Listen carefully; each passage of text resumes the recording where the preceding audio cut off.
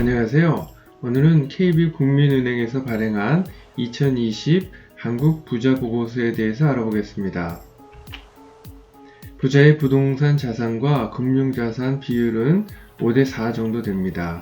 2010년 중반 이후에 금융자산 비중은 점점 감소되고 있습니다.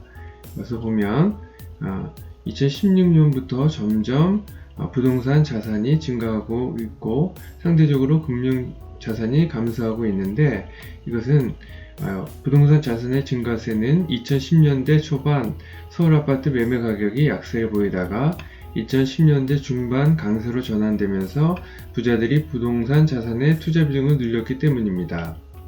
부자의 주된 부의 원천은 2011년 1순위는 부동산 투자, 2순위는 사업소득에서 2020년에는 1순위가 사업소득, 2순위가 부동산 투자로 순위가 역전이 됐습니다. 한국 부자의 부의 원천 변화를 2011년과 2020년을 비교를 한번 해보면 첫 번째 칸이 상속과 증여, 두 번째가 부동산 투자, 세 번째가 금융 투자, 네 번째가 사업 수익, 다섯 번째가 근로소득의 변화를 나타냅니다. 보면은 2020년 한국 부자의 37.5%가 현재 부를 이룰 수 있었던 가장 주된 원천으로 사업 수익을 꼽았습니다. 이는 2011년 주된 원천이 부동산 투자, 즉 45.8%였고 사업 수익이 28.4%로 두 번째였던 것에 비해 변화가 보이는 부분입니다. 그리고 총 자산 규모별로도 부의 원천 변화의 차이가 나타났는데 50억 원 미만 부자들은 10년 전에 비해 부의 주된 원천으로 부동산 투자는 23.0%포인트 감소를 하고 사업소득과 근로소득은 13.4%포인트 증가를 하였습니다. 반면에 50억 원 이상 부자들은 부동산 투자나 사업 수익의 응답은 감소하였고 상속이나 증여는 13.2%포인트나 증가하였습니다. 부자들은 10년 전에 비해 자산 이전의 방법으로 기부에 대한 관심이 증가를 했습니다. 부자의 자산 이전 방법 변화를 2011년과 2020년을 비교를 한번 해보겠습니다. 이 노란 부분이 일부 증여와 일부 상속인데 이 부분이 대부분을 자산 이전의 방법으로 차지했고, 그래서 한국 부자에서는 자산의 일부는 상속이나 증여로, 일부의 자산은 그리고 기부하는 방법에 대한 선호도가 크게 증가했습니다. 즉 2011년에는 기부하는 게 1%였는데 2020년에는 6.8%로 크게 증가를 했습니다.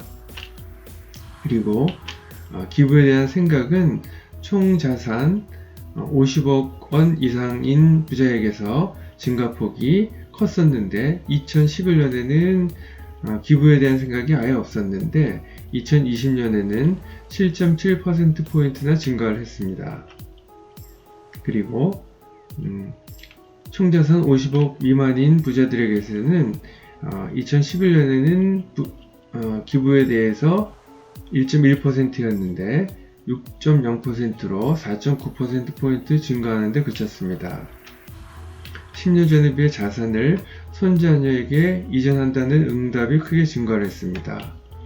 부자의 자산 이전 대상 변화를 보면 2011년과 2020년에 보면 대부분 자녀에게 자산을 물려준다고 생각을 했는데 2020년에는 자녀 외에 배우자나 손자녀를 고려하는 부자도 크게 늘었습니다. 특히 손자녀라는 응답의 증가폭이 큰데 2011년 9.2%에 머무르던 것에 비해서 2020년에는 31.8%로 22.6%포인트나 증가하였습니다. 자산 중 거주주택 비중이 26.1%로 가장 컸습니다. 부자의 자산 세부 구성비를 보면 거주주택이 26.1%로 가장 큰 비중을 차지했고, 다음에는 유동성 금융자산이 16.2%, 빌딩 상가가 12.0%, 거주의 주택이 10.4%, 예적금이 9.3% 순이었습니다. 전년도에는 빌딩 상가 17.9%로 2위였고 유동성 금융자산이 14%로 3위였으나 빌딩 상가의 가치 하락과 시장 급변동에 따른 유동성 자금 확대 보유로 순위가 변동이 됐습니다. 자산이 많은 부자일수록 빌딩과 상가를 선호한다는 것을 알 수가 있었습니다. 총 자산 규모별 자산 보유율 차이를 보면은 노란색이 50억 미만인 경우, 그리고 회색이 50억 원 이상인 경우입니다. 그래서 보면 자산 중립을 보유율은 총 자산 규모에 따라 차이를 보여서 보유율 격차가 가장 큰 자산은 빌딩 상가로 총 자산 50억 원 미만 부자 중 빌딩 상가를 보유한 경우는 24.7%인데 비해 50억 원 이상 부자는 60.1%로 35.4%포인트나 보유율이 높았습니다. 그리고 총 자산이 많을수록 안정적 수익을 제공하는 빌딩 상가 투자를 선호했습니다.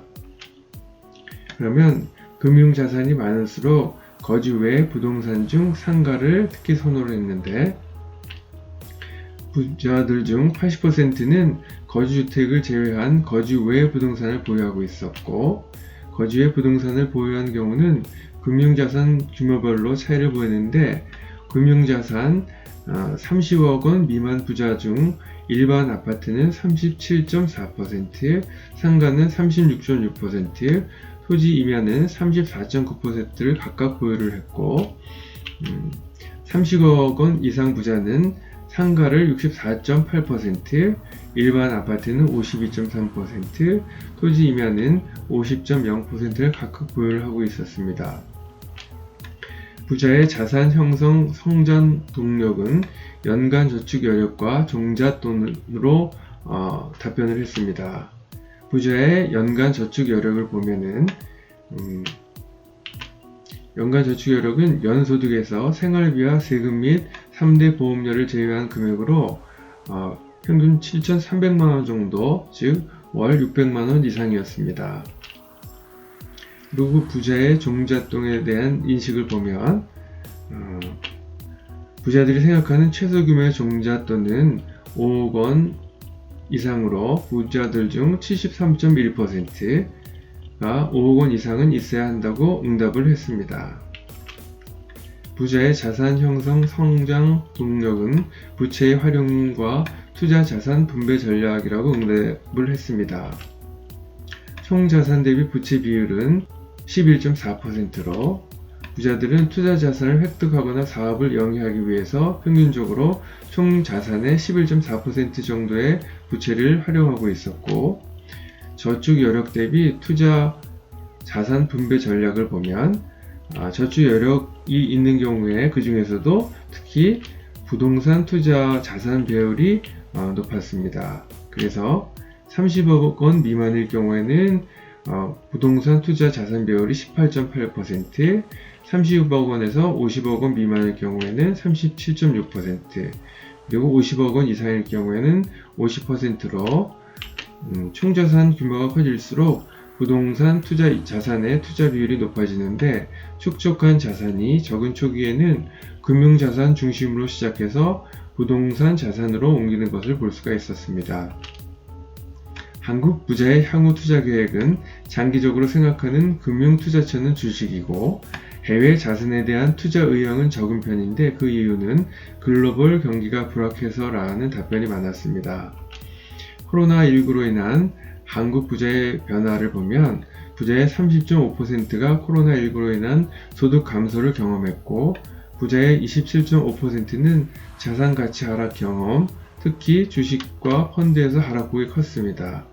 부자들 중 19%가 시장 변화에 맞춰서 포트폴리오를 점검을 하고 있고 종합 자산 가치 상승을 경험한 부자들이 포트폴리오 조정에 적극적이라고 답변을 했습니다. 지금까지 내용이 도움이 되셨다면 좋아요와 구독을 꾹 눌러주세요. 감사합니다.